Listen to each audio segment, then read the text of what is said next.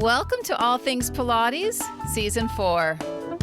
Though we can't know exactly what Joseph Pilates was thinking or feeling towards the end of his life, we do know he wanted the entire world to practice contrology, and that want has certainly become a reality.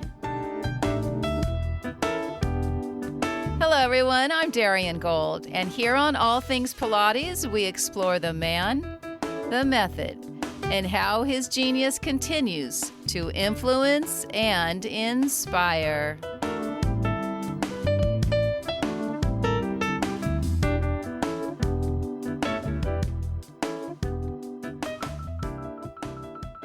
Today we have with us a very accomplished Pilates educator. His name is Rael Isacowitz, and his Pilates certification program, BASI, Body, Arts, and Science International, is dedicated to remaining true to art, science, and most importantly, to the teachings of Joseph Pilates. With a reputation for innovation and academic excellence, BASI strives to provide the most comprehensive Pilates education experience and educational resources available. I'm so pleased to have you on the show, Rael. Thank you so much for your time. Thank you so much. I'm honored, and it's a pleasure to be here. Thank you. Rael, people know you as a leader in the Pilates community, but let's give our listeners a bit of your background.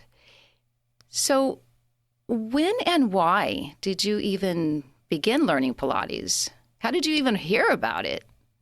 And was it forever ago? No, it was not. And you know, so many people came to Pilates through injuries or some kind of path that guided them in that way. And it was completely different with me, actually.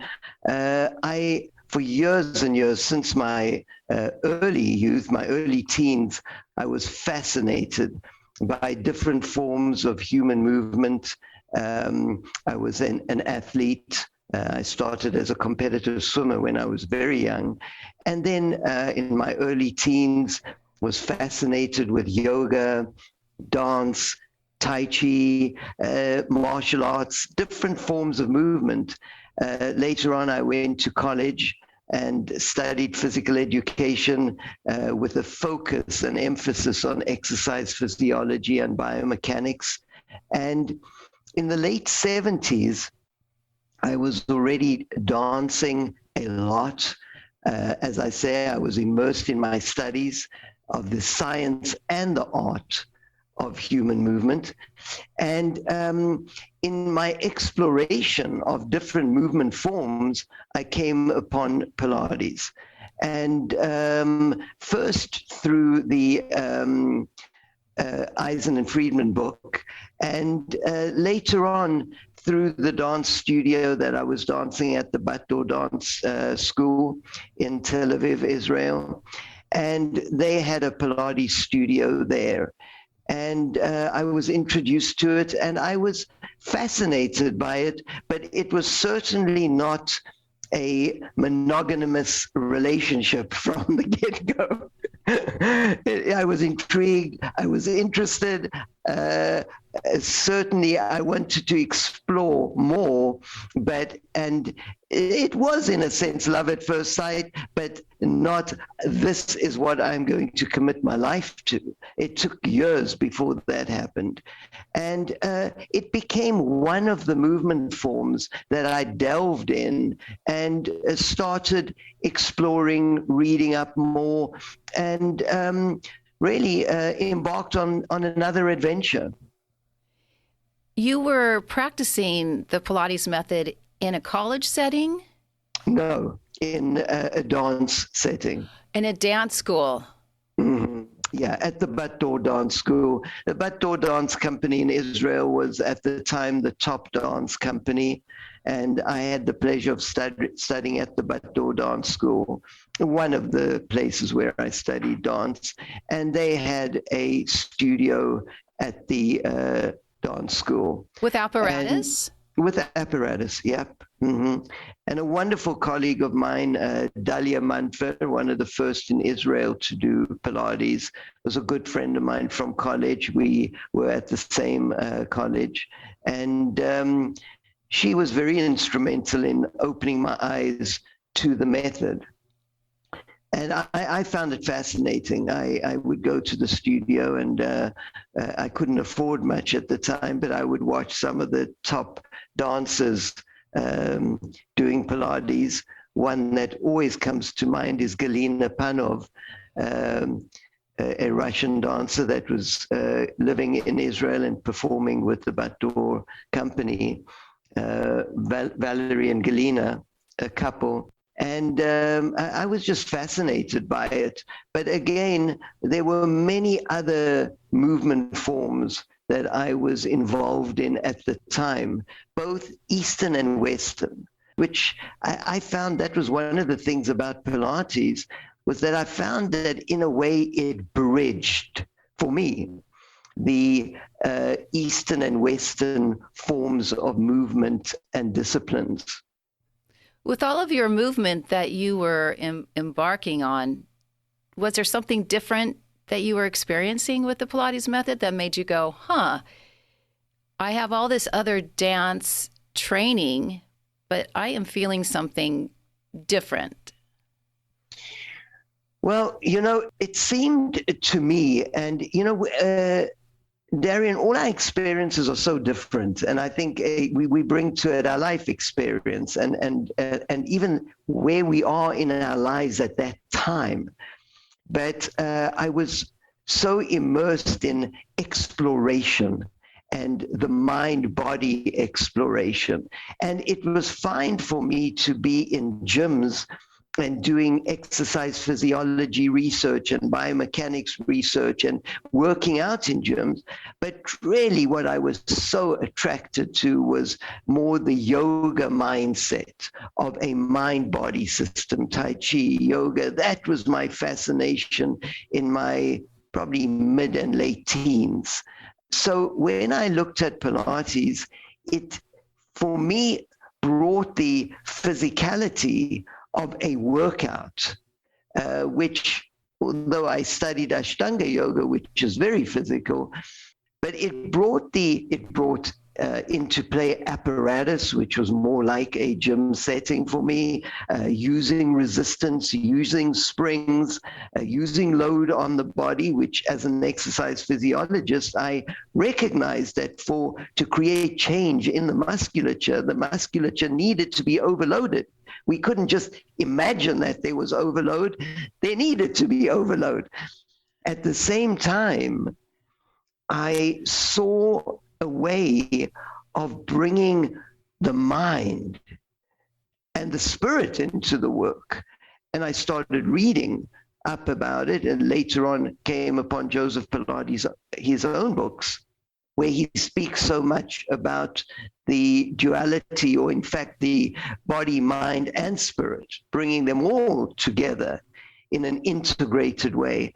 So that was different. And that's why I felt that it really bridged for me the Eastern and Western thinking. It created a way of me feeling that I'm working out, but that I also have that deep sense of meditation and integration of body, mind, and spirit. And that did feel different. Did you gravitate towards one piece of equipment over another?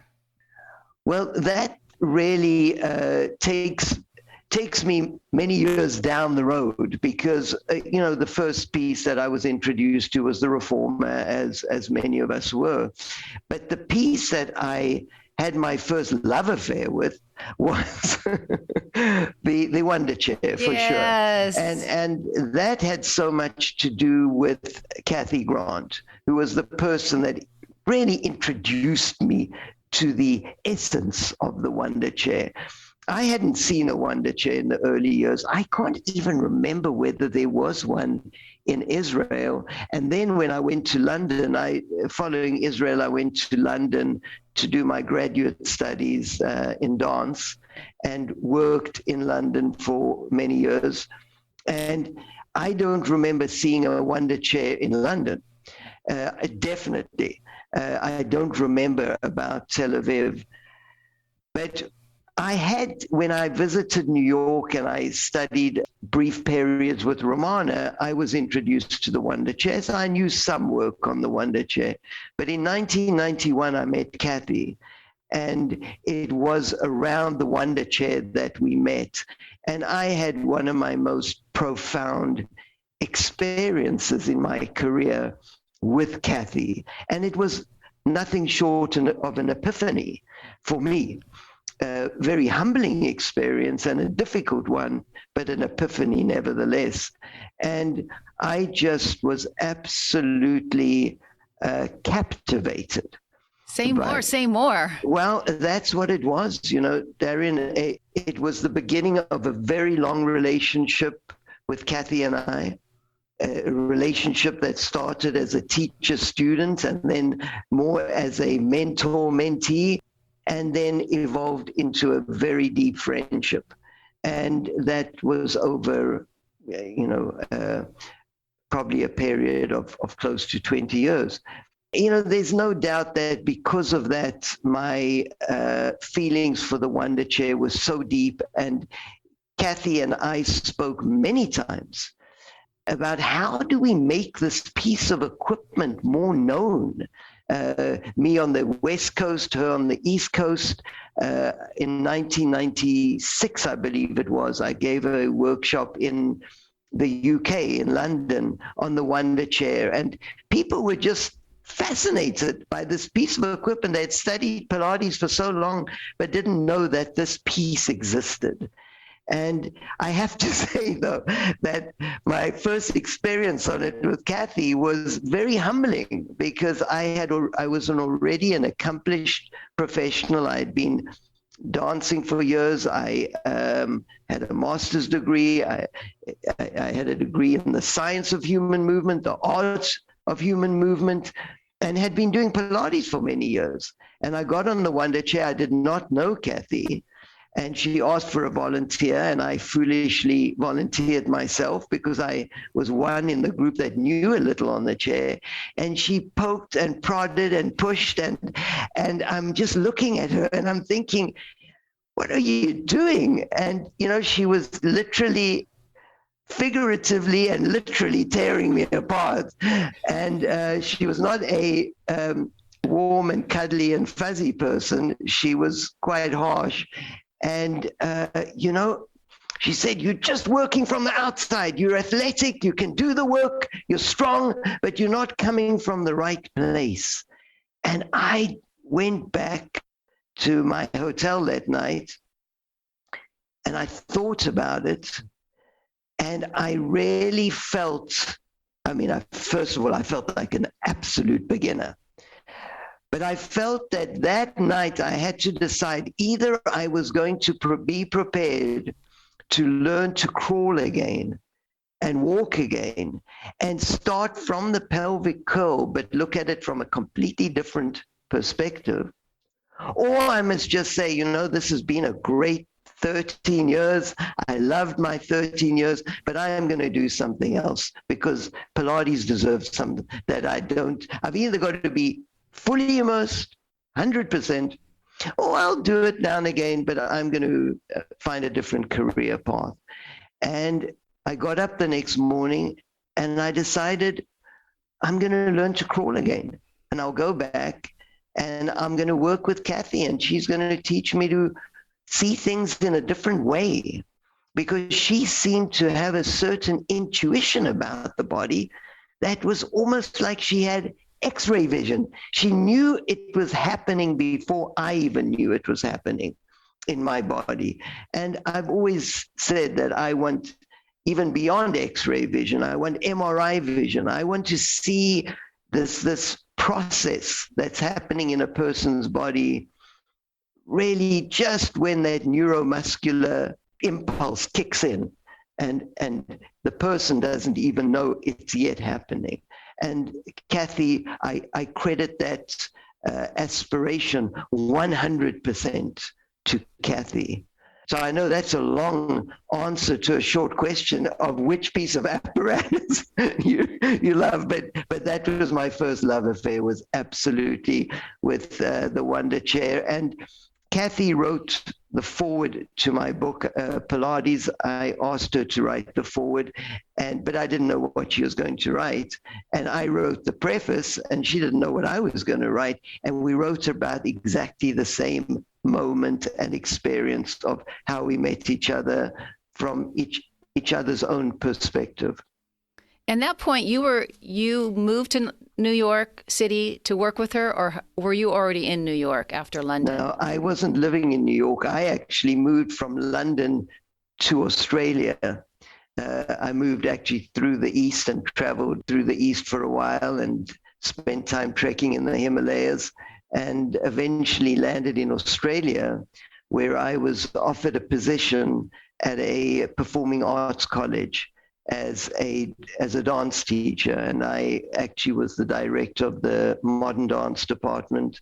And one of my conditions for taking the position was that I can introduce Pilates mat work to all the students as a compulsory form of conditioning, and that I would have a small studio within the college that could serve both the students and others from the outside, athletes, dancers, people of the general public who wanted to come to this tiny little studio in the college. Through a sequence of events, I did come to the States, visited New York. That's where I met Romana. She was your first elder? She was my first elder, yes. She was my first elder. I believe on that same trip, I may have met Ron Fletcher. I can't remember. I know I went to the Fletcher studio, but I believe I met Diane Severino and Michael.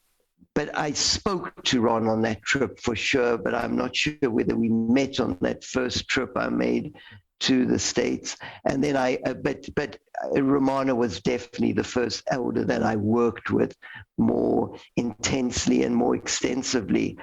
And then I went back and forth between Australia and the States several times, and I was invited, I believe in 1990, to perform here in Southern California and set a piece on a faculty at one of the colleges here. And I came out here to choreograph, perform, and I gave a few talks on Pilates. And an orthopedic surgeon who worked extensively with dancers and had a close affiliation with California State University Long Beach, Cal State Long Beach, subsequently invited me to the States to work closely with him. I had already gone back to Australia. And so I decided to leave my position in Australia and come out to the States, work with him. And he really specialized in working with dancers and athletes. And I had worked a lot in Australia with dancers and athletes. Many professional athletes were coming to me at the time in Australia. And it seemed like a very good fit. So I came out and worked with him for a while. Absolutely. How exciting for you. It was very exciting. You know, as much as I loved my position in Australia and I loved being in Australia, to me it felt like the epicenter was definitely the United States.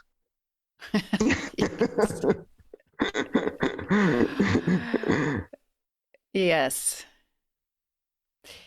So you probably are developing, already the seed has been planted from your being in Australia and running that program, coming to Southern California and working with the orthopedic surgeon, already having athletes and dancers as your students.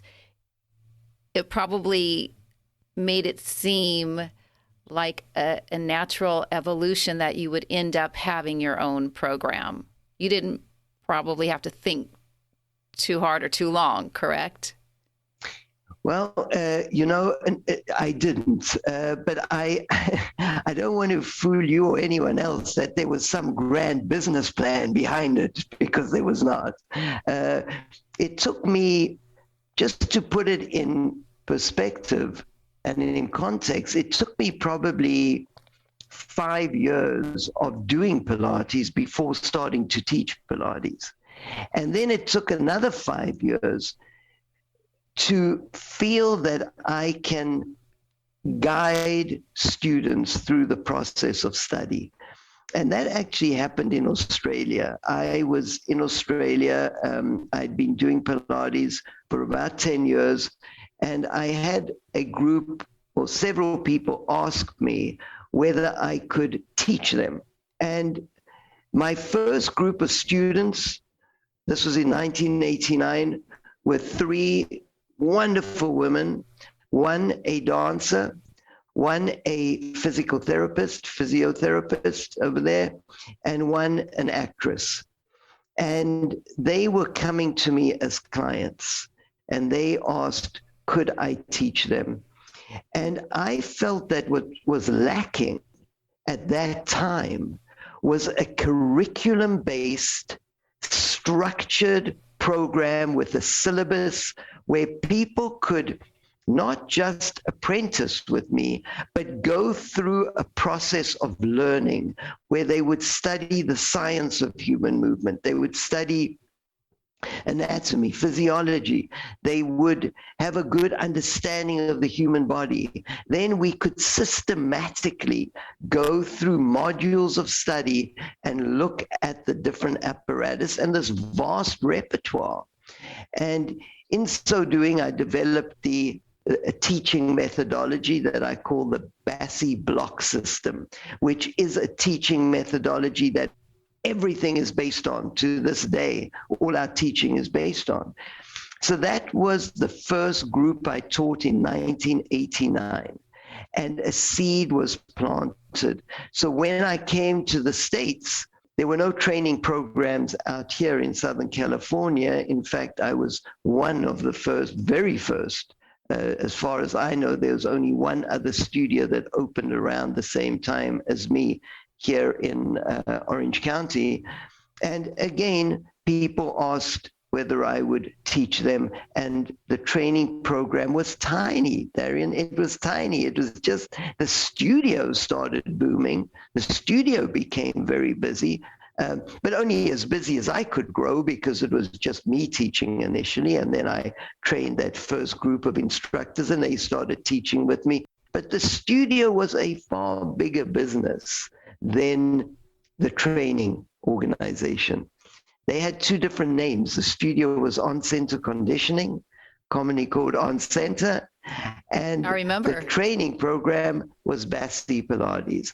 And however, the studio remained a vibrant studio, but the education company grew and grew and grew. And today spans over 50 countries, 120 faculty, and with tens of thousands of students that have gone through our various programs. So, I just pinch myself at that realization.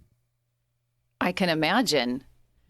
I know that when I went through Romana's program, I had so many questions coming from an advanced gymnastic background first and then a professional dance background. I had lots of questions about anatomy. It wasn't exactly emphasized or encouraged. And that's why whenever I would come back from New York after studying with Romana, I wanted to know more about basically the pelvis and what was going on with the pelvis, whether we were in a posterior tilt or we went to an anterior tilt, and what neutral was. Those weren't terms that were used in our program. And I sought after Jean-Claude West, and he was the first one to break things down for me logically and intellectually in a way that I didn't get that. I felt like there was a lot missing in our program, especially being in Los Angeles. There was nothing. I can't even remember how I heard about you, but you remember I would come down from Santa Monica. I remember it well. Yeah, very much. I would always tell remember. people, a number of my students, that taking class with you, private lessons, it was so nice to have someone work with my body who understood my body and knew how to give me very detailed cueing that only someone that understands the body would know how to bring that into a lesson. I'll never forget that, Rael. Thank you. Well, it was an absolute pleasure working with you. And Jean-Claude West is just a wonderful teacher. I had the pleasure of doing a few sessions with him, and just really enlightening. Kathy had tremendous respect for him. And yes, I think the early teachers, the elders, that wasn't their focus. But as we came into studying the body and studying the work, there was just more of a need to break it down in a different way. And curiosity. And curiosity, absolutely. And that same curiosity follows me today. I have that same thirst and for knowledge and curiosity. When we've done it for so many years, I think it's about 42, certainly over 40 years of practicing. And people ask me, "You still practice?" Of course I still practice. I'm practicing all the time. One, because it's an integrated part of our life, but also because we discover new things all the time. It is a journey of discovery, and our bodies are changing all the time.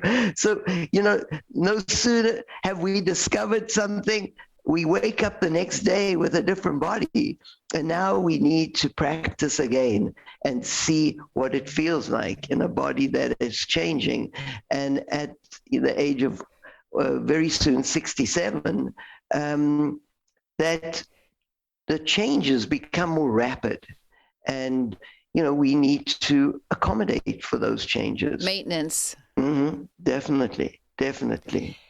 Curious, when you were poked and prodded that first time when you volunteered to be on the Wanda Chair with Kathy Grant, do you recall when you woke up the next morning, besides being probably really inspired and humbled, do you remember anything you felt different in your body? Were you sore in a different way because of how she got you to feel the work from the inside out?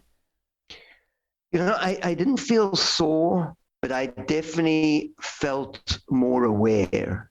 And I think she awakened an awareness in me, or certainly a desire to be more aware.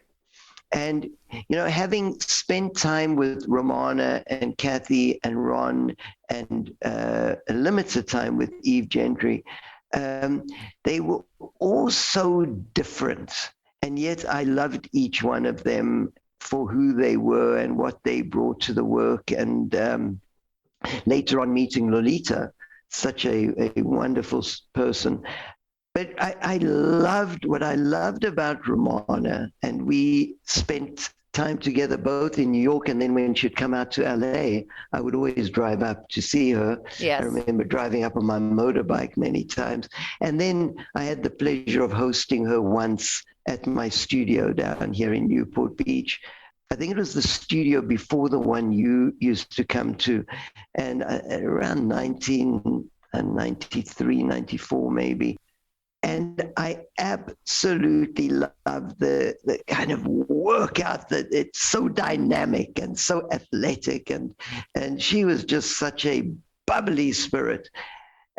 With Kathy, it was a completely different type of experience. Kathy was very focused on the precision and the, where it's coming from, how it's happening, not so much what is happening, but how it's happening.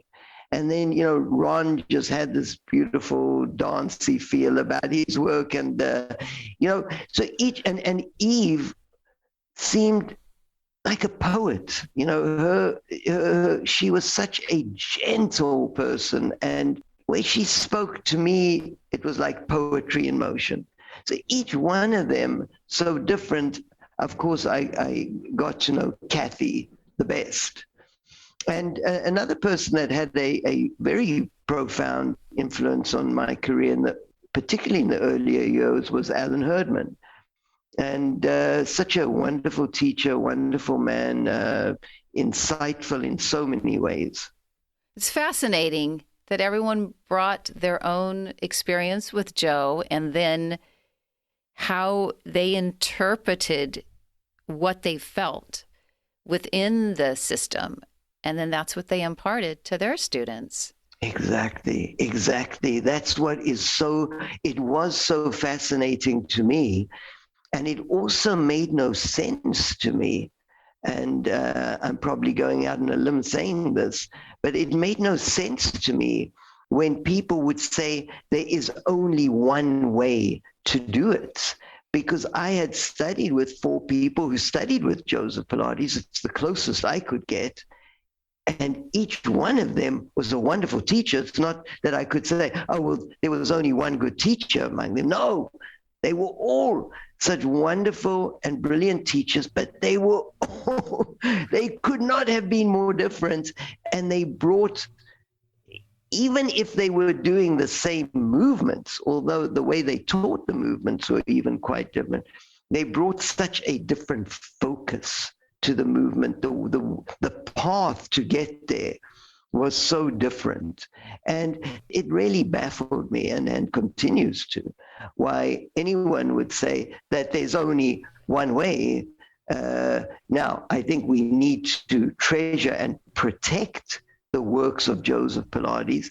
I'm particularly fascinated by and interested in protecting that master level work, the very high level work, and in protecting it, that it doesn't get used just for, entertainment's sake. And you can hop up and do an advanced move, so now you know Pilates. No, that's not what I mean. I mean protecting it so that people recognize we must approach it with reverence and with dedication and commitment. So that work is important, but we cannot say that there's only one way, because there are 4 people they all had integrity. They all studied with Joseph Pilates. Probably he gave them different things, and therefore they walked out with different information paths and different information. Exactly.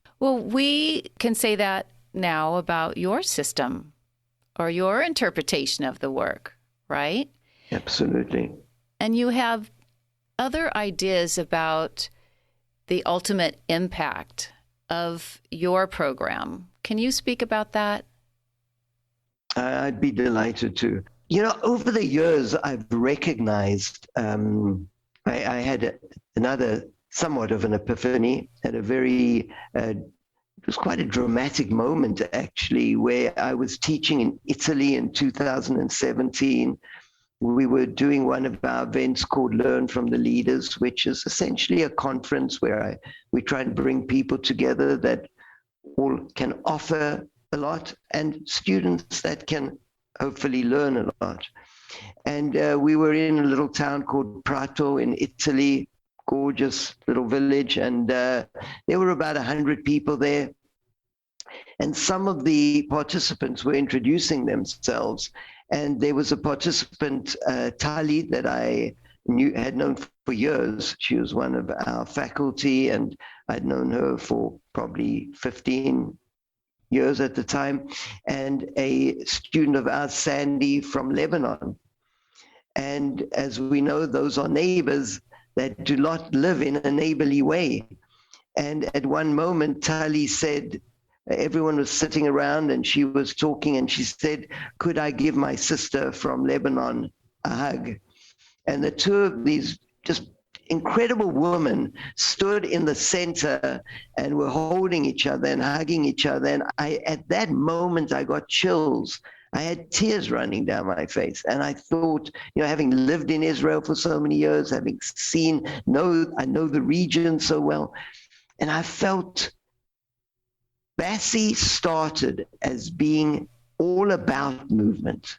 And in the process, it became a movement for positive change in the world. And that we can bring people together, people from otherwise warring nations, people that are not countries that cannot embrace each other, but people that can embrace each other.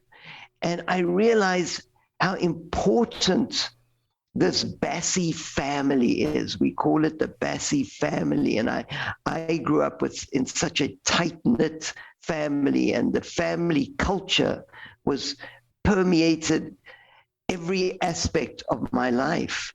And I realized how important it is that we provide this environment of acceptance, of embrace, of welcome, of love, of all cultures, of all nationalities, of all people, of all genders, of all, anyone can be within this family and can be valued and respected and regarded with the utmost of dignity. So that then became the mission. It transcends movement. Movement is our vehicle. Pilates is our vehicle. I still believe that much of our focus needs to be on providing exceptional materials and exceptional education. Our three principles are passion for what we do, compassion for others, and excellence in all we do. And our materials that we provide, the texts, the books, the online videos, all the materials are great. But what transcends all that is that we need to take care of the well-being, not only of the individual, but of our communities and of our society and of the planet itself. We cannot just focus introspectively on well-being. We need to look at the well-being of the planet, and no better time and more important time to do that than now, when the planet is being ravaged, as you know, firsthand, by so much, by COVID, by war, by struggles, we need to look beyond our practice. And some people will say, well, stick to Pilates. Don't get into politics. Don't get into social statements. Don't get into anything. Just stick to Pilates. For me, Pilates is about well-being. And to look at well-being only as my own body, mind, and spirit is selfish. I need to look outward. And I believe Joseph Pilates did. He wanted to change society. I mean, that's what Joseph Pilates said. He wants it in every school. He wants children to do it. He doesn't want us to look only inside at an exercise program. We need to look outside into society. Beautifully said, Rael. I'm having this image of a woman standing up. And where is she from? The Lebanese woman. And then the other woman is South African or Israeli? No, Israeli. So one woman that lives in Tel Aviv, Israel, the other that lives in Beirut, Lebanon. But they didn't know each other. No. So this just happened spontaneously based on what you were saying. It happened 100% spontaneously. That's what made it so moving. And like that goosebumps moment, that's it.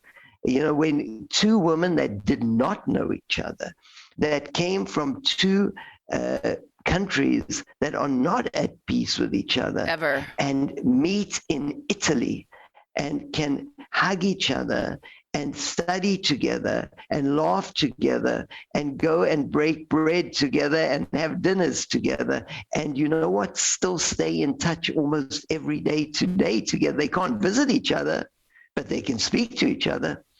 And they still, to this day, care so much about each other. And I love both of them. They are both just wonderful teachers and continue to do brilliant work. How else do you get the message out in terms of Joe's mission and vision about health on the planet, from children to people in their hundreds. How do we continue to share our passion, just like you're saying, not just for our own individual strength building, but how do we give of ourselves in a way that can help change the whole vibration on the planet? Because we're at they always say we're at a tipping point, but just like you in our pre-interview, you talked about how ugly things are. And how do we erase that ugliness in a way that everyone hears your message? It's such a great question, and I ponder that all the time. The great Nelson Mandela, one of the enlightened humans that has graced this planet, would speak about education and how powerful education is, what a powerful weapon education is. And it is. We can change the world with education. And we need to educate. We educate through Pilates. That's our vehicle. It took me a long time to commit my whole life to Pilates. It was a transition over probably 20 years. But once I committed myself to Pilates, that's the vehicle. I don't judge any other vehicles. That's the vehicle, the discipline that I chose. But I don't think we can minimize the importance of changing one life. Because you change one life, you change a world. And so us as teachers, first of all, we need to ourselves live in a way that is positive and sends out positive vibrations. But as teachers, we impact others, be it our clients, be it students. And if we impact one other person, we've already changed a world, we've changed a life. But the fact is, Darian, we impact many lives. It is such a gift that we can do that. We touch many lives, and it goes out like a ripple. It's a ripple effect. That's what it is. It's a ripple effect. And if we send out ripples of positive energy, positive vibes, positive thoughts, healthy movement, we are impacting the world. We cannot minimize it. At the same time, we must recognize the magnitude of our mission, which is huge. The world has, in my opinion, I'm not going through the many years of human history, but we are at a low point. There is no doubt. I don't want to say it's the lowest or it's the sickest, but we are at a low point. And we need to try and elevate the planet. I mean, look at what is happening just in the last 48 hours in Ukraine, and we've got BASI Pilates Academy, Kiev, and I'm so worried for these people. They fly our flag proudly in Kiev. At the same time, we also have throughout Russia. And I want us to recognize that we are a global family. We need to care about each other. Even if just like Tali and Sandy, Israel, Lebanon, they've also been at war. But they could hug. And we need to hug. We need to embrace. We need to put our arms around the world. Like so many of us during COVID, I taught so much online. And in the beginning, I was nervous should we take education online? Can you take education online? Is it too much of a compromise? And I think there are compromises. There's clearly not the human touch, that there's nothing that can replace human touch.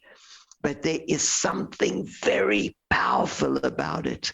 There is something that gives me the feeling when I'm on, and there may be 100, 150, or a smaller group, maybe 20, 40, all different time zones. Some of them are starting at midnight and ending at 7 in the morning in Asia. Some are going from late afternoon to midnight or 1 in the morning. And yet we're all connected at that same moment. To me, it feels like we are putting our arms around the world at that moment because we are all connected. We are all in different locations around the globe. And yet in that moment, at that time, we are all completely connected energetically. I find that extremely powerful. And I think that we cannot lose sight. We cannot lose hope. We need to keep this vision alive of a positive planet, of a healthy planet. It goes with what you were saying, that this is beyond the repertoire. Yes. Even though the repertoire is vital, the fact that we can have students from all over the globe, that we're teaching them our interpretation of the work, but we're giving them our energy and our positiveness. Just like you're saying, touching one person in Germany, touching one person in South Korea, and how that energy, just like you said, a ripple effect. Mm-hmm.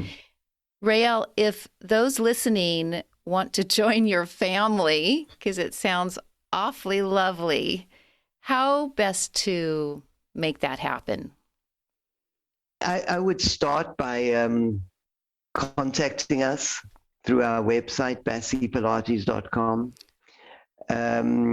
coming to visit our academy here if they're in the United States, in Southern California, BASI Pilates Academy USA .com, BASI Pilates Academy USA.com, and reading up.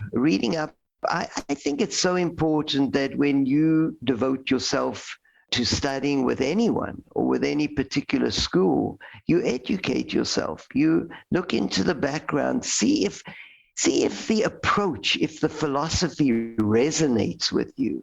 It's not going to resonate with everyone. I also think I proudly say that my book Pilates is coming out in its 3rd edition in April. So I know it's already being pre-sold on Amazon and through Human Kinetics. Wonderful. And it's the 3rd edition, and Pilates Anatomy. Well, Pilates Anatomy is that I happen to actually have them here. Someone I have your copy. so that's Pilates Anatomy, and is with Karen Klippinger, my dear friend and colleague. And then Pilates is one that I wrote myself, and that's the one that Kathy did the forward for. And it's coming out in its 3rd edition now. And, they've sold together about, I think, 250,000 copies. Wonderful. And been translated into together about 17 languages. And I just, those books have been such a gift to me. Hard work, there's no doubt about it, incredibly hard work, and I don't think there will be another edition, but nevertheless, just the feeling that so many people hold a piece of me in their homes, and that in some way I'm connected to all these people. It's beyond you. Awesome. It's beyond you as a person. Yeah, definitely. It is way beyond me, and very much so. I'm so pleased you said that, actually. That is a point I want to reiterate, that BASI it started with me. It is so far beyond me.